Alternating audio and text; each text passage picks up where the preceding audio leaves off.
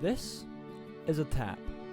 I'm sure every single one of you watching at home already knows what this little appliance does. With a twist of a knob, it dispenses fresh drinking water to you and everyone in Scotland, of course. But have you ever stopped to think, where does this water come from? Well, this is a question I hope to answer today, while on site of one of the most unique reservoirs in Scotland. Hello there, this is the Glencorse Reservoir in the Pentland Hills, and it is one of the many sustainable fresh water sources supplying drinking water to the city of Edinburgh.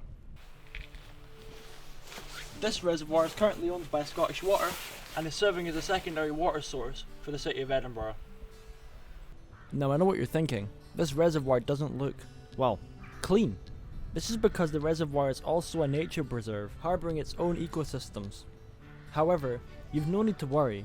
The water is pumped through big tubes below its surface and it goes through an intensive 6-stage filtration system before being distributed to your home. The first stage of this filtration system is collecting the water itself.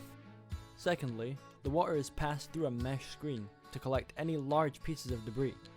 Thirdly, they start to remove the smaller particles by using a coagulation solution, like aluminium sulfate. This binds the particles together for easy removal.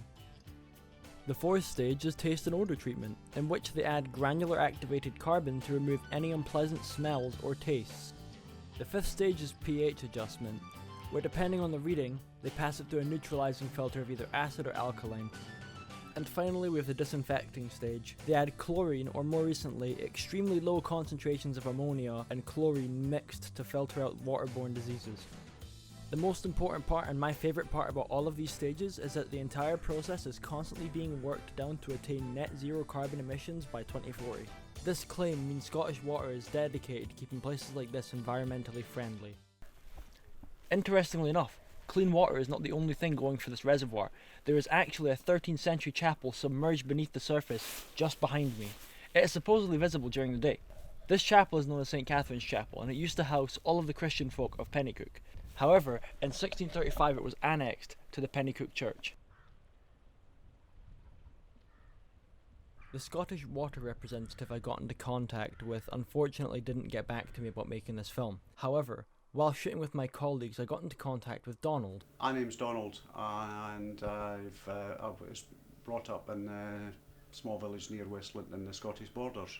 There are 3 reservoirs near Tweedsmuir. There's Megget Reservoir, Frood and Tala, quite well known down there. Very, very large reservoirs, and these were proposed, designed and built based on the wishes of the Edinburgh Council, City Fathers, back in the middle of the 19th century.